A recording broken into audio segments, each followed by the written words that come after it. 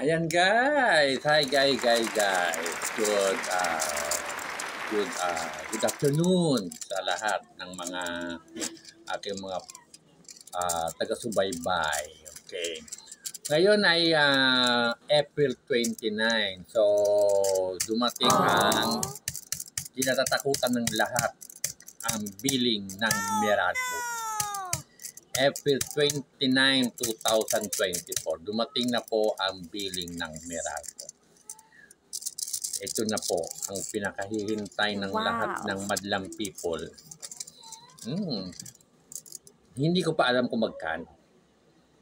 Tayo'y mag-unboxing ng Meralco billing, kung magkano inabot sa buwan ng Abril ang billing ng Meralco, ang kuryente.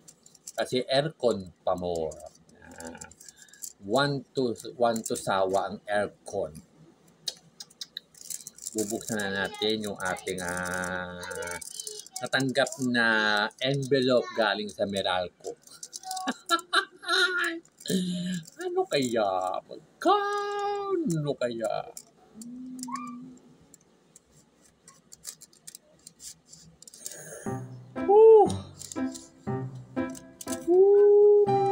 Parang nakakita na ako ng ano. Diyos ko po, Lord.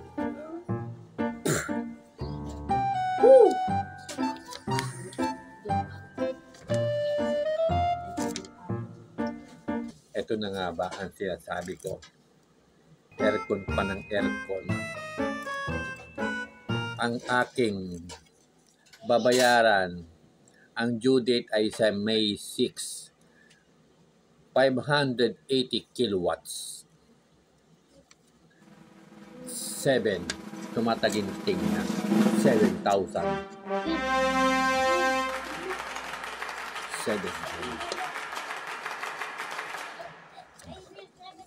7,036.88. Yan ang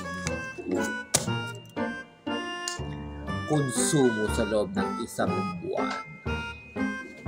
Aircon sa hapon, sa tanghali. Aircon sa gabi. Aircon pa more. Nakaka-relate ba kayo sa aircon, sa taas ng kuryente? Magkano nga pang kuryente ngayon? Ayan, nakalagay guys. Ayan. Ayan. 12 pesos and 13 centavos per kilowatt.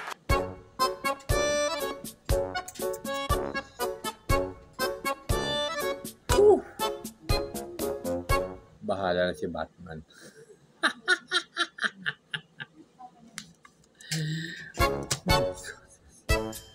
Parang di ako makahinga. Nanamnamin ko muna ang kuryente ko.